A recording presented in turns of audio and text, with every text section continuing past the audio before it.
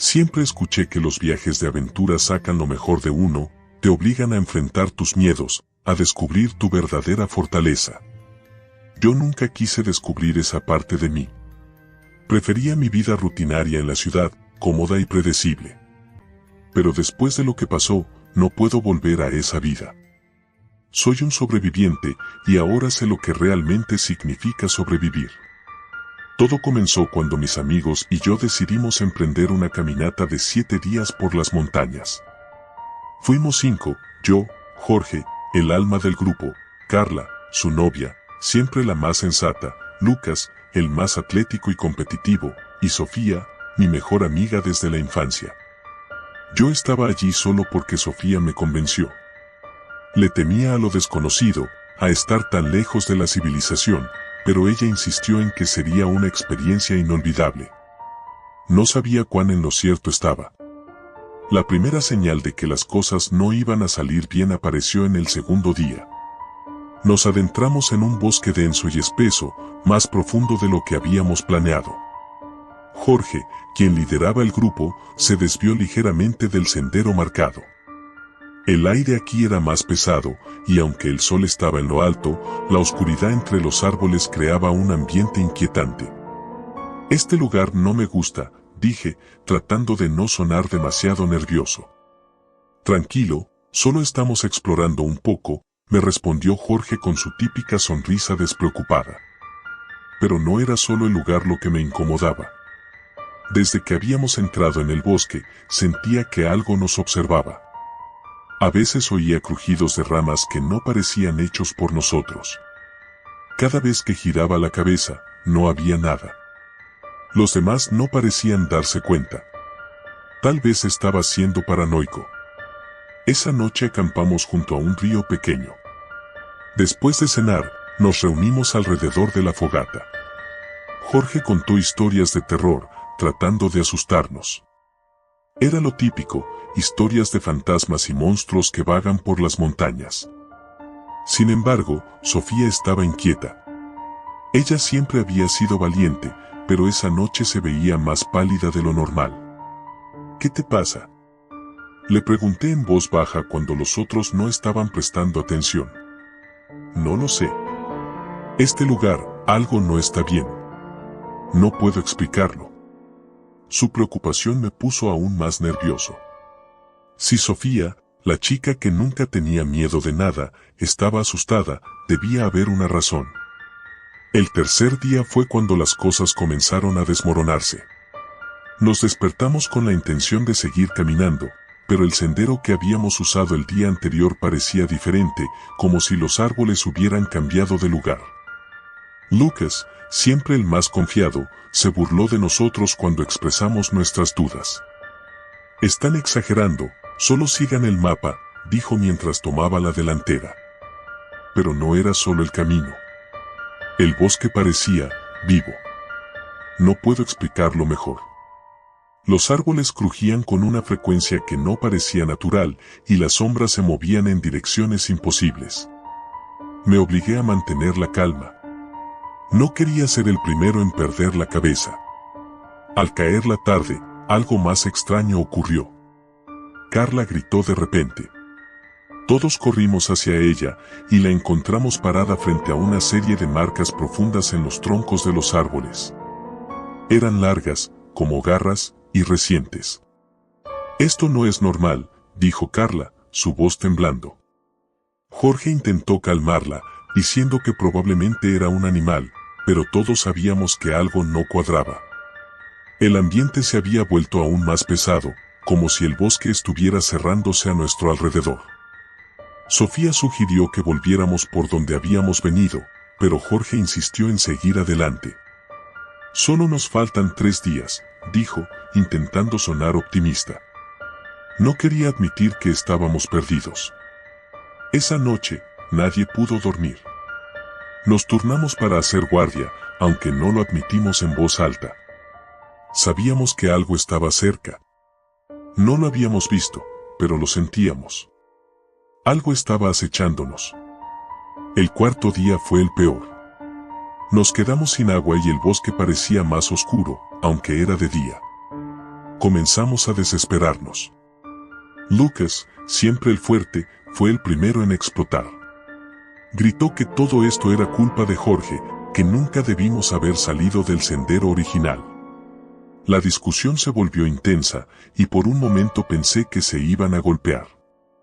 Mientras discutían, Sofía y yo fuimos a buscar agua. Caminamos río abajo durante horas, pero el agua no era potable. Estaba estancada y olía a podredumbre. Fue entonces cuando Sofía lo dijo. Escuché algo anoche, justo antes de que amaneciera, me confesó en voz baja. ¿Qué escuchaste? Pasos. No eran de animal. Eran pesados, como si algo grande estuviera moviéndose entre los árboles, pero cuando me levanté para ver, no había nada. Su confesión me heló la sangre. Quise decirle que estaba imaginando cosas, pero yo también había escuchado ruidos durante la noche. Esa tarde, Lucas desapareció. Se había alejado para buscar el camino de vuelta mientras nosotros descansábamos. Cuando nos dimos cuenta de que llevaba horas sin regresar, lo buscamos, pero no había rastro de él. Solo encontramos más marcas en los árboles. Esta vez, eran más grandes y profundas. El pánico nos golpeó con fuerza. Jorge trató de mantener la calma, pero su rostro traicionaba su miedo. Decidimos seguir avanzando, esperando que Lucas apareciera de alguna manera, pero algo nos decía que no lo volveríamos a ver. El quinto día, mientras caminábamos, escuchamos un grito. Fue Carla. Corrió hacia nosotros desde adelante, su rostro pálido y los ojos llenos de terror. Lo vi, algo enorme, tartamudeaba sin sentido. ¿Qué viste? Le pregunté, tratando de mantener la calma. No lo sé, era como una sombra, pero con ojos. Nos está siguiendo, no estamos solos. Jorge trató de calmarla, pero Carla no dejó de temblar. Lo peor fue que, en el fondo, todos sabíamos que ella tenía razón. Sentíamos la presencia, como si algo estuviera observándonos desde las sombras, moviéndose justo fuera de nuestra vista. Esa noche, nos quedamos juntos alrededor de la fogata, sin dormir, con el miedo invadiéndonos. No hablamos, pero nuestros oídos estaban atentos a cada sonido en el bosque. Los crujidos, los pasos, el susurro del viento, todo parecía parte de un juego macabro que nos iba consumiendo. Al amanecer del sexto día, Sofía me tomó del brazo. Debemos irnos ya, dijo, su voz era apenas un susurro. Jorge y Carla estaban agotados y comenzaban a mostrar signos de deshidratación. Nadie quería admitir que la situación era crítica, pero lo sabíamos. El problema no era solo el bosque ni la sed. Había algo allí, algo que nos acechaba, algo que esperaba el momento perfecto para atacar. Ese día avanzamos sin rumbo, agotados y llenos de miedo. Fue cuando vimos algo que nos dejó paralizados, el cuerpo de Lucas, colgado de un árbol, con marcas de garras por todo su torso. Nadie gritó. Nos quedamos en silencio, incapaces de procesar lo que estábamos viendo. Alguien o algo lo había cazado. Carla cayó de rodillas y comenzó a llorar. Jorge, pálido, intentó consolarla, pero yo sabía que no había consuelo posible. El bosque nos estaba devorando uno a uno, y no había escapatoria. El séptimo día fue el final. Sofía y yo decidimos separarnos de Jorge y Carla. No podíamos seguir juntos. El miedo se había apoderado de todos, y era cuestión de tiempo antes de que alguno de nosotros cometiera un error fatal. Sofía y yo corrimos, sin detenernos. No sé cuánto tiempo estuvimos corriendo, pero el miedo nos dio fuerzas. Sin embargo, el bosque parecía interminable. Al final, caímos exhaustos. Mientras yacíamos allí, jadeando, lo vimos. Era una figura alta y oscura, con ojos brillantes que nos observaban desde la distancia. No recuerdo qué pasó después. Solo sé que cuando desperté, estaba solo. Sofía había desaparecido. Busqué por todas partes, pero no había rastro de ella. Estaba completamente solo. Finalmente, encontré un pequeño sendero que me llevó de vuelta a la civilización. Un grupo de rescatistas me encontró después de una semana de búsqueda. Les conté lo que pasó, pero nadie me creyó. Dicen que el bosque juega con la mente de las personas, que uno empieza a imaginar cosas. Pero sé lo que vi. Y sé que no todos escapamos.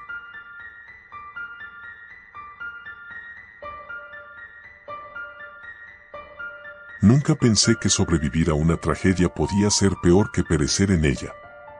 Siempre imaginé que los sobrevivientes eran los afortunados, los que tenían otra oportunidad de vivir, de respirar otro día, de arreglar lo que estaba mal. Pero ahora sé que algunos eventos marcan tanto, que el simple hecho de seguir adelante parece una broma cruel. Recuerdo claramente el día que todo cambió. Era verano, y un grupo de amigos, éramos 5, decidimos ir a acampar en el Bosque Viejo, un lugar apartado que tenía fama de ser inexplorado y casi virgen. Para nosotros, adolescentes hambrientos de aventura, aquello sonaba como la escapada perfecta. La civilización quedaba atrás, junto con el ruido, las responsabilidades y las expectativas. Lo que no sabíamos era que nos alejábamos de algo más que la rutina, nos alejábamos de la seguridad. Nos organizamos rápido. Miguel, el más atlético del grupo, se encargó de conseguir las tiendas de campaña. Sara, la que tenía un don para planificar, hizo las compras. Luis y Alicia, la pareja inseparable, se dedicaron a buscar el camino menos complicado para llegar. Y yo, pues, fui quien convenció a todos de ir. Irónicamente, ahora me pregunto si fue mi idea lo que los condenó. El primer día fue perfecto. Caminamos durante horas hasta encontrar un claro en medio del bosque, junto a un lago que brillaba bajo el sol de la tarde. Era tranquilo, aislado, ideal. Instalamos las tiendas, preparamos una fogata y pasamos la noche entre risas y historias de terror. Nadie lo dijo en voz alta, pero todos estábamos ligeramente asustados. Tal vez era el ambiente, tal vez las sombras del bosque, pero una sensación extraña se cernía sobre nosotros. A medida que la noche avanzaba, el viento comenzó a soplar más fuerte. Las ramas de los árboles crujían como si algo se moviera entre ellas. Fue Luis quien lo notó primero. ¿Escucharon eso?, dijo, levantándose del tronco en el que estaba sentado junto a Alicia. Nos quedamos en silencio, agudizando el oído. Al principio, no oímos nada.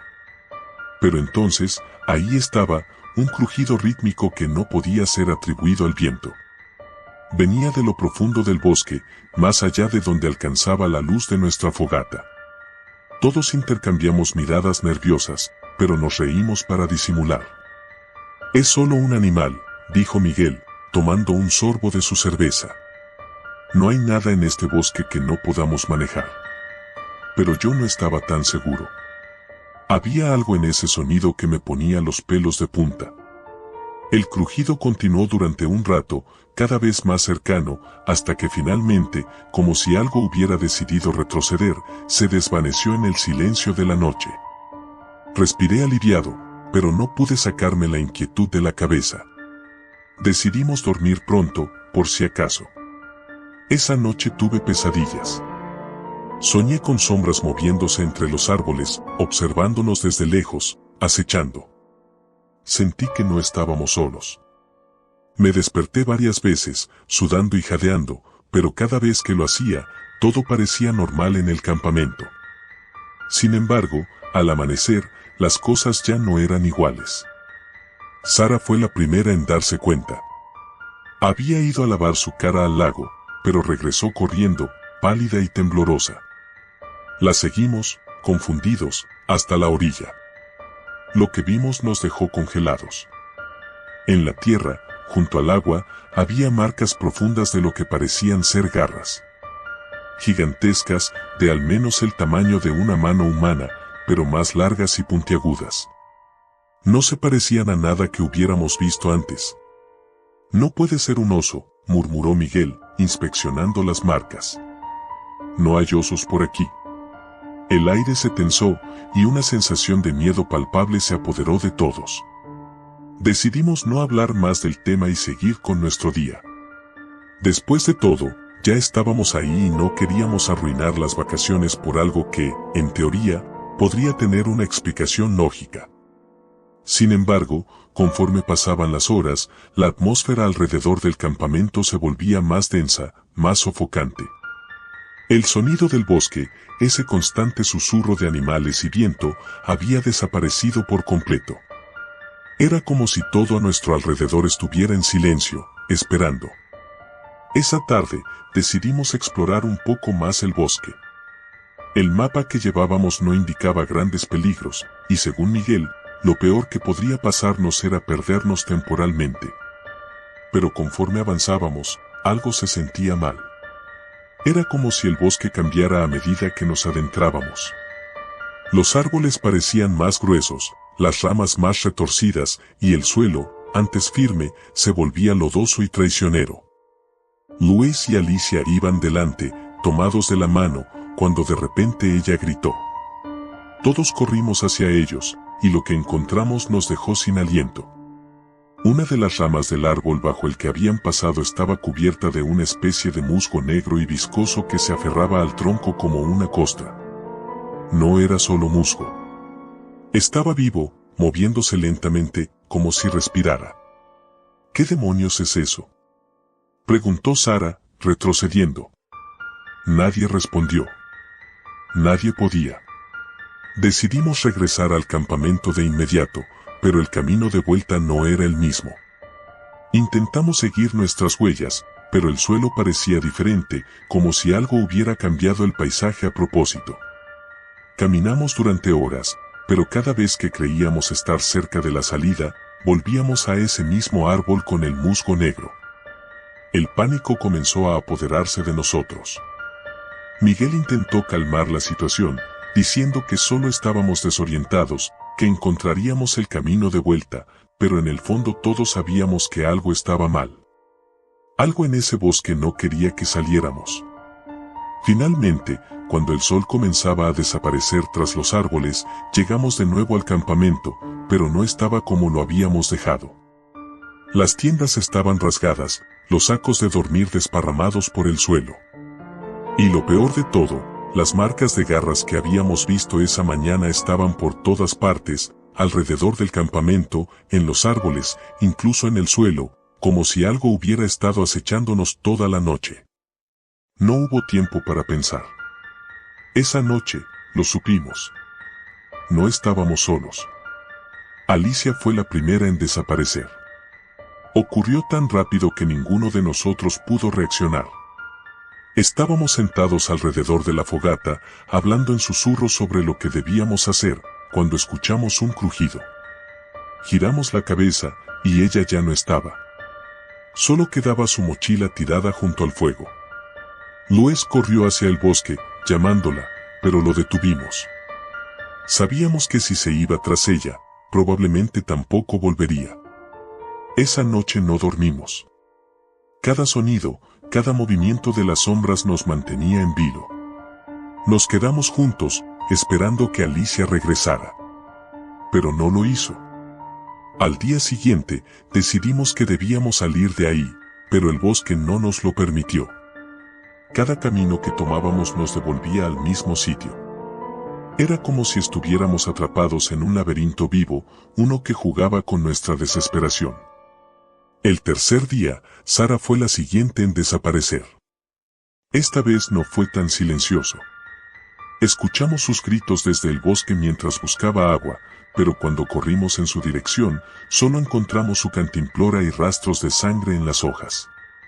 No había nada que pudiéramos hacer. Quedábamos tres, Miguel, Luis y yo. El pánico se había apoderado completamente de nosotros. Miguel, siempre el fuerte, comenzó a desmoronarse. Decía que escuchaba voces, que algo lo llamaba desde el bosque. Luis, devastado por la desaparición de Alicia, apenas hablaba. Y yo solo intentaba mantener la cordura, sabiendo que éramos los siguientes. Esa noche fue la peor. No hubo más crujidos, no más marcas, pero sentíamos que algo estaba muy cerca, observándonos desde la oscuridad. Finalmente, Miguel no pudo soportarlo más. Agarró una linterna y corrió hacia el bosque, diciendo que iba a enfrentar lo que fuera que nos estaba acechando. Nunca regresó. Luis y yo nos quedamos solos. La tensión entre nosotros era insoportable. Ambos sabíamos que lo que estaba en ese bosque no era humano, pero ninguno se atrevía a decirlo en voz alta. Pasamos el día siguiente caminando sin rumbo, esperando encontrar alguna salida. Pero solo encontramos más árboles, más silencio, más desesperación. La noche cayó de nuevo, y cuando el sol desapareció, Luis también lo hizo. Me quedé solo. No sé cuánto tiempo ha pasado desde entonces. He perdido la noción del tiempo. El bosque sigue jugando conmigo, manteniéndome aquí, haciéndome creer que tal vez podría escapar. Pero sé que es mentira. Sé que soy el siguiente. Y cuando llegue el momento, sé que no habrá nadie para escuchar mis gritos.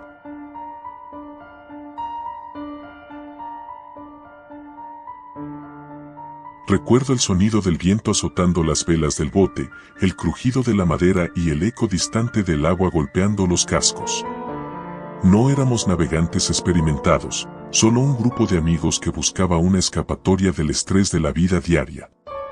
Habíamos decidido alquilar un pequeño velero para explorar la costa durante el fin de semana, imaginando que sería una aventura relajante y emocionante al mismo tiempo. ¡Qué ingenuos éramos! Éramos 5, yo, Dani, mi mejor amiga Clara, su novio Hugo, Adrián, nuestro experto en lo que sea, y Sofía, la más callada del grupo. Zarpamos temprano, con la brisa a nuestro favor y un horizonte claro. Habíamos planeado llegar a una isla desierta y acampar allí durante un par de noches. Todo se torció la segunda noche, justo antes de llegar. El clima, que había sido perfecto, cambió bruscamente.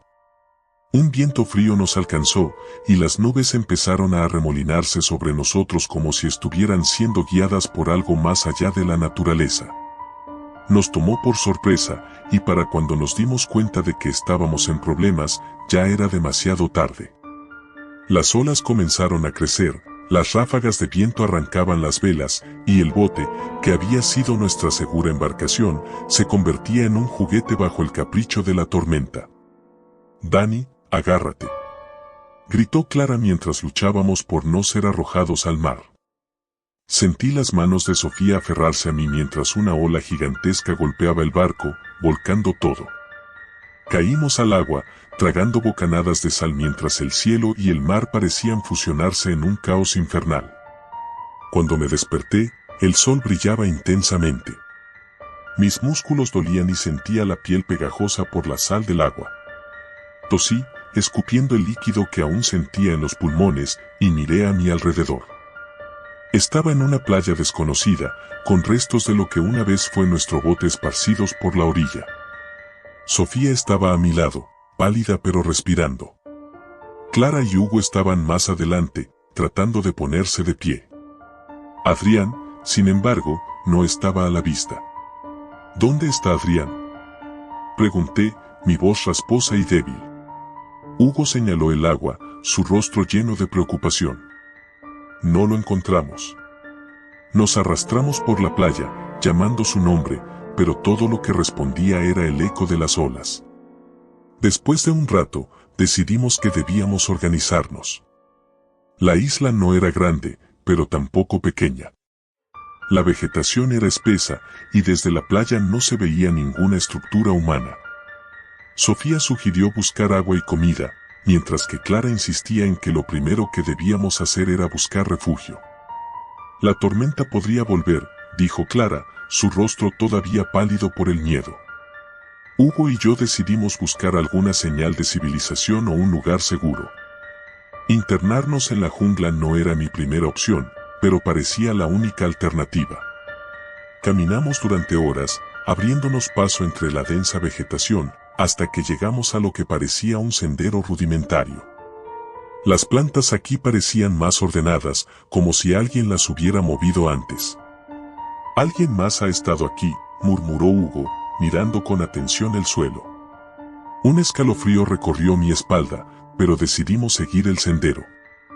Eventualmente, nos llevó a una cabaña de madera en ruinas, cubierta de musgo y a medio derrumbarse. Parecía abandonada desde hacía años, pero al menos era un lugar donde podríamos pasar la noche. Al regresar a la playa para contarle a Clara y Sofía sobre el refugio, notamos algo más, una figura humana en la distancia, caminando hacia nosotros. «Adrián», grité, corriendo hacia él. Pero cuando nos acercamos, vi que algo no estaba bien. Su caminar era errático, como si estuviera mareado. Sus ropas estaban mojadas y tenía la piel pálida y arrugada por el agua, como si hubiera estado sumergido durante días. Cuando finalmente lo alcancé, noté que sus ojos estaban vacíos, sin expresión alguna. «Adrián, ¿estás bien?», preguntó Sofía, acercándose lentamente. Él no respondió. Simplemente se quedó allí, mirando al vacío, y luego se desplomó en la arena. No respiraba. Desesperados, intentamos reanimarlo, pero era inútil. Adrián estaba muerto, y lo más extraño de todo es que su cuerpo estaba frío, mucho más frío de lo que debería estar después de solo unas horas en el agua. Decidimos enterrarlo en la playa antes de que oscureciera, sin saber qué otra cosa hacer. La atmósfera cambió drásticamente después de eso. Habíamos pasado de ser amigos en una aventura a sobrevivientes atrapados en un lugar que no entendíamos, y algo no estaba bien. No podíamos dejar de mirar hacia el mar, como si algo allí nos estuviera observando. Esa noche, nos refugiamos en la cabaña que Hugo y yo habíamos encontrado. La estructura crujía con cada ráfaga de viento, y el aire se sentía pesado, como si estuviéramos siendo sofocados lentamente. No podíamos dormir. Cada vez que cerraba los ojos, veía la imagen de Adrián, su mirada vacía, como si aún estuviera allí, observándonos desde el umbral de la muerte. Cerca de la medianoche, escuchamos algo afuera. Un ruido suave, casi imperceptible, pero que destacaba en el silencio absoluto. Clara fue la primera en notarlo. ¿Escucharon eso?, susurró, levantándose lentamente. Era como un susurro, como si el viento estuviera formando palabras. Salimos de la cabaña en silencio, caminando hacia la playa, donde creíamos que provenía el sonido. Y entonces lo vimos. A lo lejos, junto a la orilla, había una figura. No era Adrián. Era algo más. Algo que se movía lentamente, arrastrando los pies por la arena. A pesar de la distancia, podía ver su piel pálida y sus movimientos torpes, casi mecánicos. No había ninguna duda, no estaba vivo. Pero lo peor no era eso. Lo peor era que no estaba solo. Más figuras comenzaron a emerger del mar, todas ellas con la misma piel arrugada, ojos vacíos y movimientos lentos, como si hubieran estado caminando bajo el agua durante años. «Tenemos que irnos», dijo Hugo, tirando de mi brazo. Corriendo hacia la jungla, escuchamos el crujido de las ramas detrás de nosotros. Las figuras nos seguían, su avance implacable y silencioso. La isla, que antes parecía un paraíso remoto, ahora era una prisión. Un lugar donde los muertos no descansaban. Nos refugiamos de nuevo en la cabaña, bloqueando la puerta con todo lo que encontramos. Pasamos el resto de la noche escuchando los pasos afuera, el crujido de la madera bajo el peso de esas cosas, preguntándonos cuánto tiempo podríamos sobrevivir. Al amanecer, el sonido cesó. Cautelosamente, abrimos la puerta para ver si seguían allí. La playa estaba vacía. Las figuras habían desaparecido, dejando solo las huellas de sus pasos en la arena. Sabíamos que no podíamos quedarnos. Al día siguiente, intentamos construir una balsa con los restos de nuestro bote, pero el miedo estaba siempre presente. Cada vez que mirábamos al mar, temíamos que esas cosas volvieran. Finalmente, un barco pesquero nos encontró, flotando sin rumbo en la costa. Nos rescataron, pero nunca pudimos explicar lo que habíamos visto. Nadie nos creyó. Nos convertimos en la historia que los pescadores contaban para asustar a los turistas. Y aunque regresamos a la civilización, una parte de mí sigue en esa isla, atrapada con los muertos que nunca nos dejaron marchar.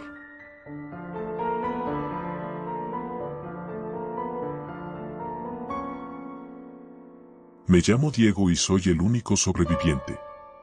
Eso fue lo primero que le dije a la policía cuando llegaron. No es que me creyeran, claro. ¿Quién iba a creer que 5 chicos desaparecieran en cuestión de horas? Pero yo los vi, uno por uno, caer en la oscuridad.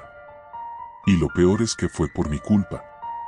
Todo comenzó cuando Lucas, mi mejor amigo, tuvo la brillante idea de hacer una escapada de supervivencia.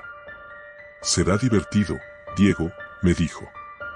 Nos vamos un fin de semana a las montañas, desconectamos y probamos cómo sería sobrevivir sin tecnología ni comodidades. Nunca me gustaron esas cosas, pero lo hizo sonar tan genial que no pude decir que no. Al final éramos 6 los que nos apuntamos: Lucas, su novia Valeria, Alejo, su hermana Camila, Samuel y yo.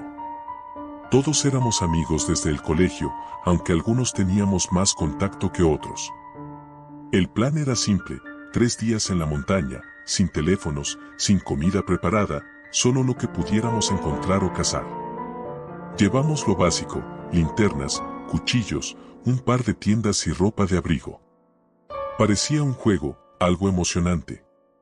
Subimos en 2 autos la mañana del viernes. El viaje fue tranquilo, con Lucas contando historias de terror y Samuel riéndose de todo, como siempre. Valeria y Camila discutían sobre algo que sonaba demasiado complicado para que yo pudiera seguirles el ritmo, mientras Alejo me lanzaba miradas cómplices desde el asiento del copiloto. Siempre habíamos sido un grupo unido, o al menos eso pensaba. Llegamos al campamento cerca de las 3 de la tarde. El lugar era impresionante, un claro en medio de la espesura, con una vista increíble de las montañas.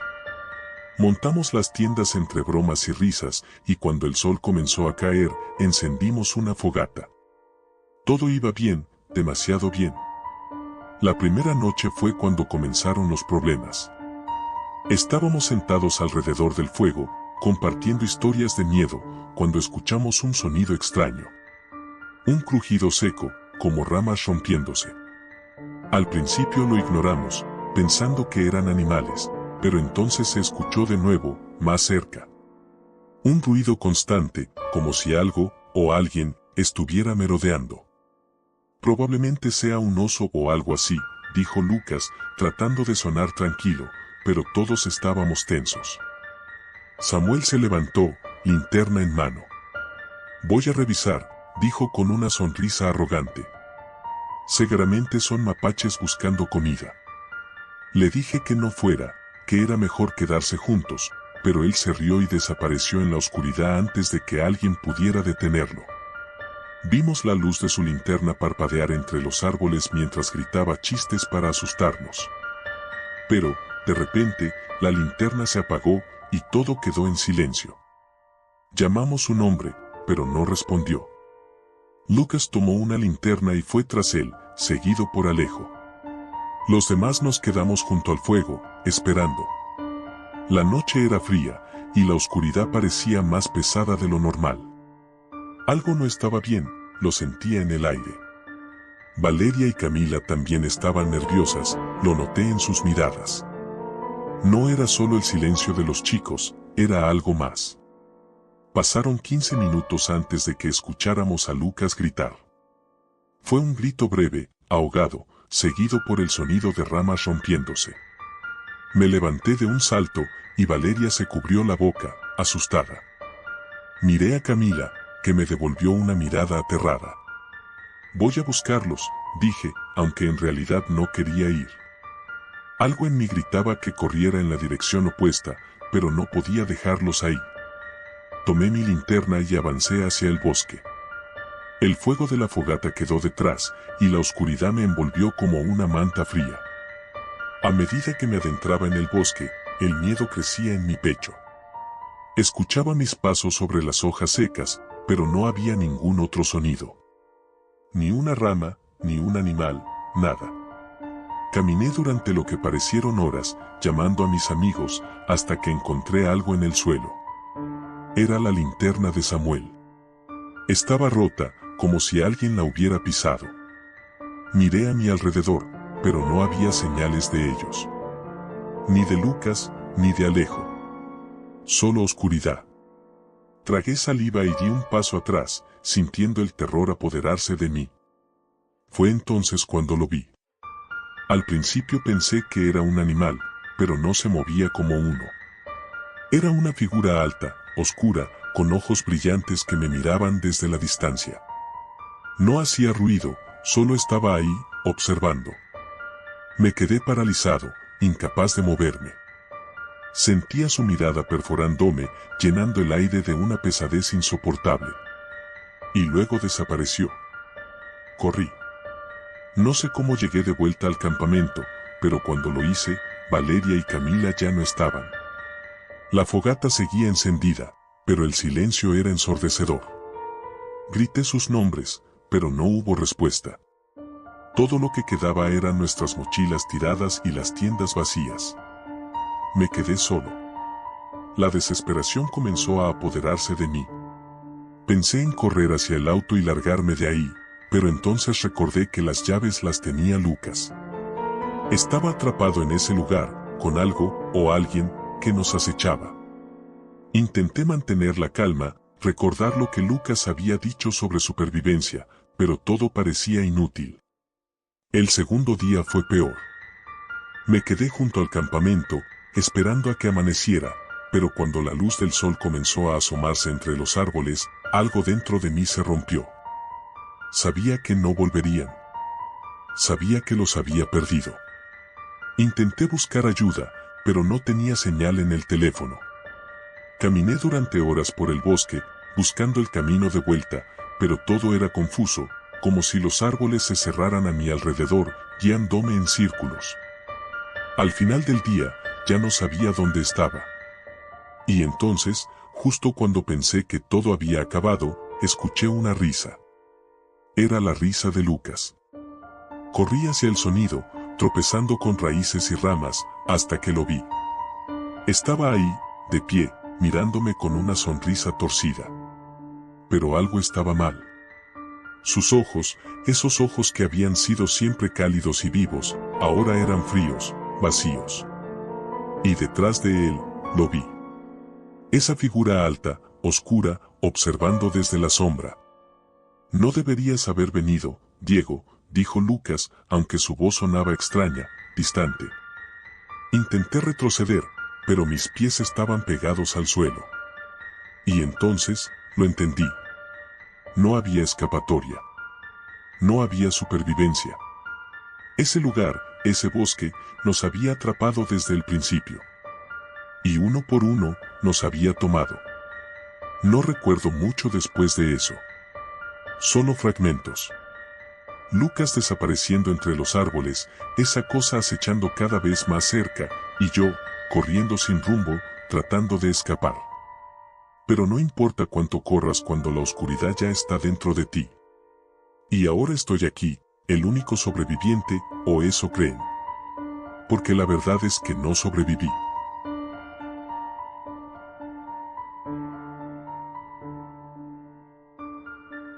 No puedo quitarme el olor a humo de la ropa. Llevo días intentando sacarlo, pero parece que se ha impregnado en mí, como si estuviera tatuado en mi piel. Cada vez que cierro los ojos, revivo el incendio, el caos, los gritos de mis compañeros. Siento que estoy atrapado, no solo en esta habitación, sino en ese preciso momento en el que todo se desmoronó. Debería comenzar desde el principio. Quizás al escribirlo todo tenga sentido. O al menos, al releerlo, pueda convencerme de que sobreviví, aunque ahora me pregunto si en verdad lo hice. Día 1, la llamada. Fue hace unas semanas, cuando mi grupo de amigos y yo recibimos la noticia de la universidad. Como estudiantes de geología, se nos ofreció la oportunidad de pasar una semana en una expedición para estudiar una zona remota en las montañas. Era una ocasión única, según el profesor Martínez, nuestra oportunidad de aprender en el campo, de aplicar lo que habíamos aprendido durante años. Además, íbamos a estar acompañados por un grupo de guías experimentados, así que no había razón para preocuparse. Yo estaba emocionado. Siempre me han gustado las aventuras, y la idea de pasar una semana lejos de la civilización, rodeado de naturaleza, me parecía increíble. Mi mejor amigo, Javier, compartía mi entusiasmo. Nos imaginábamos alrededor de una fogata, explorando cuevas, descubriendo minerales raros, viviendo una experiencia épica. Éramos 5 en el grupo: Javier, Laura, Diana, Samuel y yo.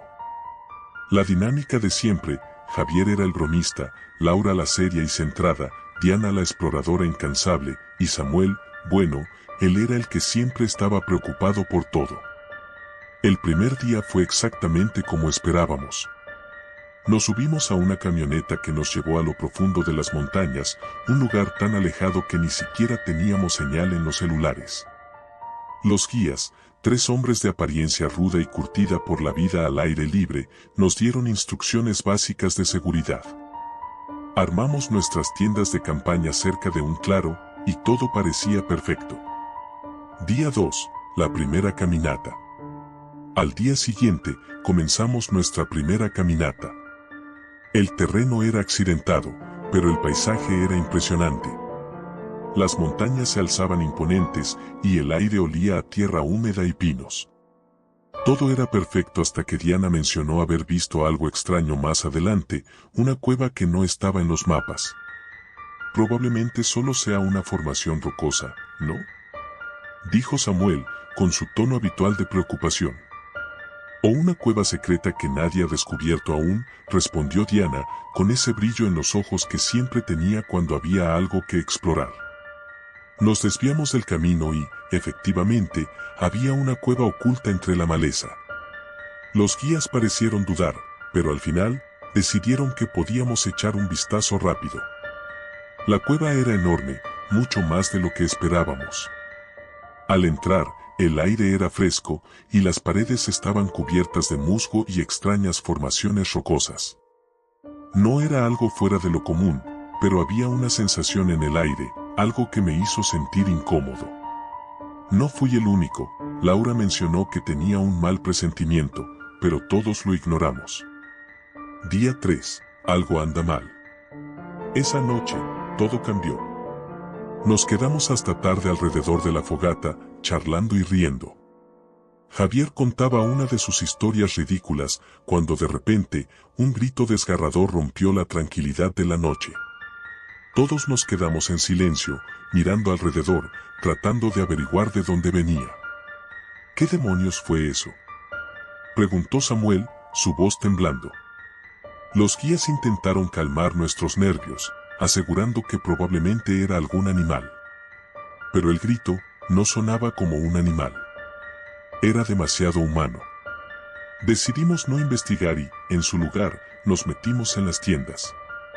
Esa noche no dormí bien. Cada vez que cerraba los ojos, sentía que alguien o algo nos estaba observando desde la oscuridad.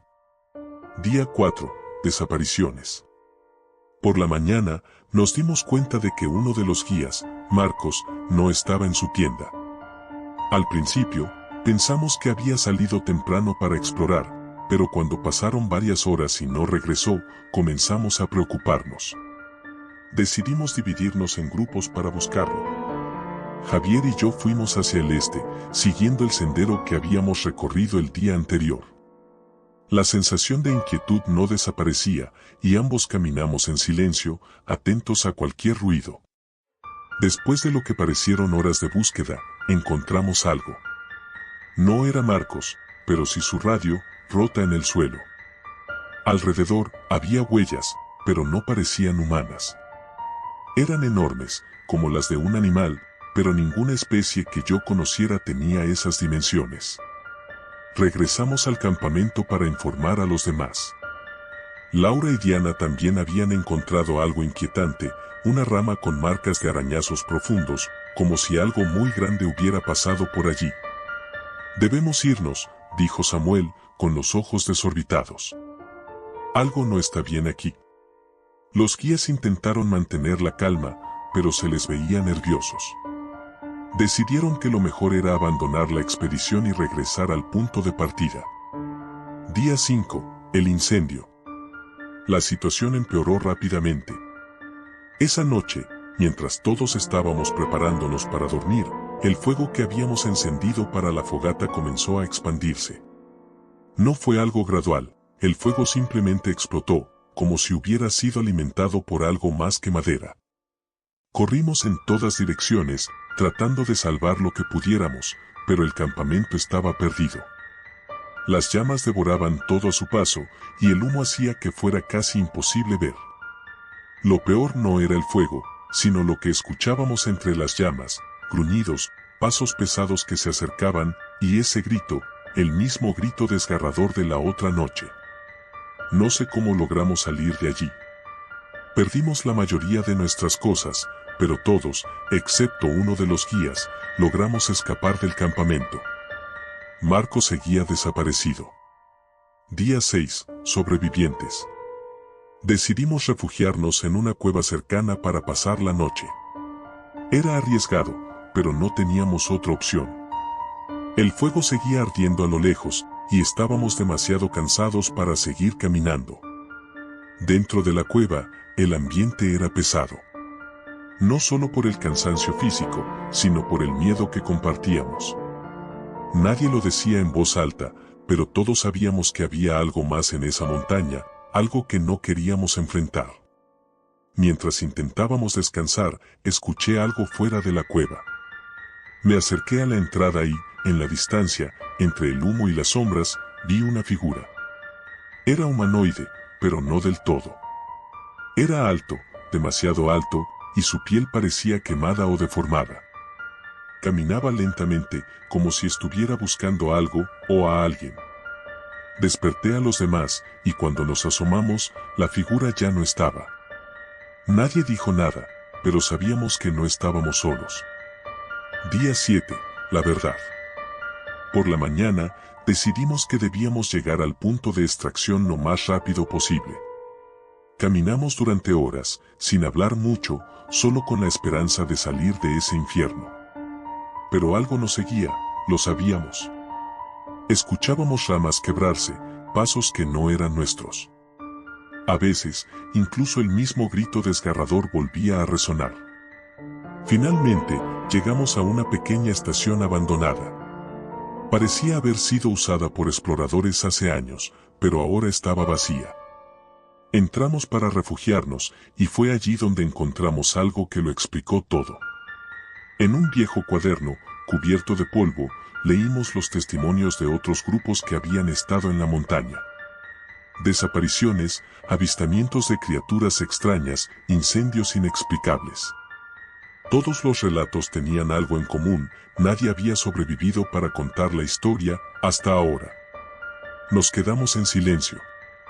Lo que sea que habíamos visto no era nuevo en esa montaña, y estábamos atrapados en su territorio. Hoy, al escribir esto, me doy cuenta de que nuestra supervivencia fue más cuestión de suerte que de habilidad. No sé si fuimos los primeros en escapar, pero tengo la horrible sensación de que no seremos los últimos en intentar enfrentarnos a lo que vive en esa montaña. Todavía escucho ese grito en mis sueños.